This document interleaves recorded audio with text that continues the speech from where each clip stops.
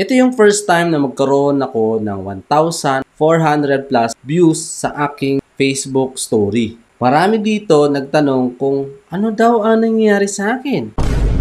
Bakit daw ako pumayat? Paano ako pumayat? May sakit ba daw ako? Ano yung ginawa ko?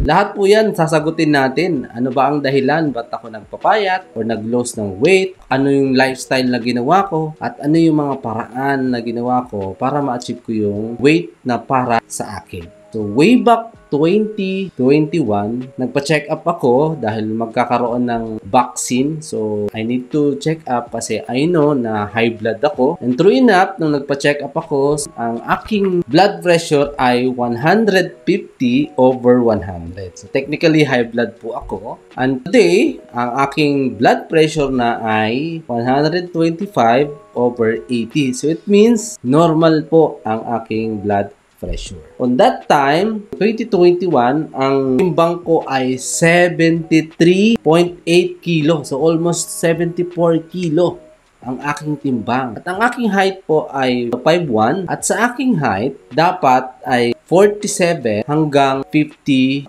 kilo lang. At pag lumagpas na ako doon, ang tawag na sa akin ay obese. So, in short, noong 2021, ako po ay obese. Na mayroong high blood, probably hindi man ako nagpa-check, possible, baka pre-diabetic po tayo. I have a lot of symptoms like mga sakit sa joint, mga inflammation. So, yun po yung nararamdaman natin. No? But, one time, may napanood ako sa YouTube talking about fasting, kung gaano kaganda ang fasting. Nakapanood din ako ng story about low carb. So, inaral ko po ito, inunawa, at in-apply ko sa sarili ko. Yun po yung ginawa ko kaya ako nag-lose weight. So, as far I understand, na kapag ikaw ay nag-fasting, magre-rest yung iyong liver, yung kidney mo, at doon magre-restore yung mga nasirang cells mo.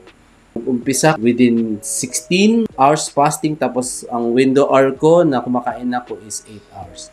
Tapos, habang tumatagal, pinapahaba ko, 20 hours akong fasting, and then 22, and then 2 hours na lang yung window hour ko para kumain. And then, hanggang sa naging 1 meal a day ako at minsan 2 days ako nagpa-fasting at ang pinakamahaba ko na fasting ay 4 days, which is 96 hours ang nagawa ko na fasting sa sarili ko. And I feel good. At kumaan ako, yun ang naging pakiramdam ko. So, and then, I focus on low carb. Inavoid ko ang sugar, rice, kamote, saging, soft drinks, iced tea, lahat ng inumin. Hindi ako minom ng alak for long time. Lahat po yun inavoid po natin. So, mga next video ko is isi-share ko sa inyo yung paraan kung gusto nyo malaman kung paano ka mag-i-start. Ano yung mga kailangan mong gawin. At ano yung mga benefit kapag ikaw ay nag-fasting at nag-low carb. So, yun lang po. I hope na-inspire ko kayo. Maraming salamat. See you po sa next video.